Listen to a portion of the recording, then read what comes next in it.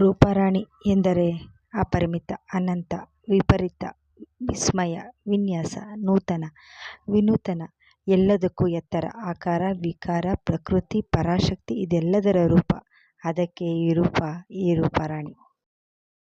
ಪ್ರಕೃತಿಯ ಸೌಂದರ್ಯ, ಆಹ್ಲಾದ, ತಣ್ಣನೆ ಗಾಳಿ, ಸುಂಟರ ಗಾಳಿ, ಕೋಗಿಲೆ, ಪ್ರಾಣಿ, ಪಕ್ಷಿ, ಮೃಗ, ಬೆಟ್ಟ, ಗುಡ್ಡ, ಹಳ್ಳ, ಕೊಳ್ಳ ಇದೆಲ್ಲದರ ಕೂಗಾಟ, ಹಾರಾಟ, ಚೀರಾಟ, ನೋವು ನಲಿವುಗಳ ಈ ರೂಪ.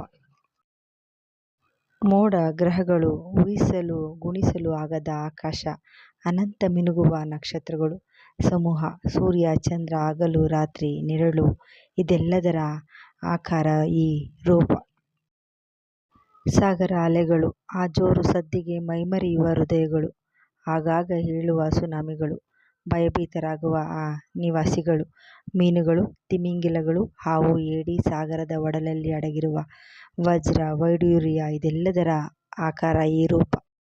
ಈ ಭೂಮಿ, ನೆಲ, ಜಲ, ದೈವ, ಅದೈವ, ಆ ಜನ ಜಂಗುಳಿ, ನೋವು ನಲಿವು, ಕಷ್ಟ ಸುಖ, ಹಾರಾಟ ಹೋರಾಟ, ಶಾಂತಿ ಸುಖ ನೆಮ್ಮದಿ ಪ್ರತಿಯೊಂದೂ ತನ್ನದೇ ಆದ ವ್ಯಕ್ತಿತ್ವ, ಆಕಾರ ಹೊಂದಿರುತ್ತದೆ. ಇದೆಲ್ಲದರ ಆಕಾರವೇ ಈ ರೂಪ. ಅದೇ ಈ Ruparani. Thank you so much.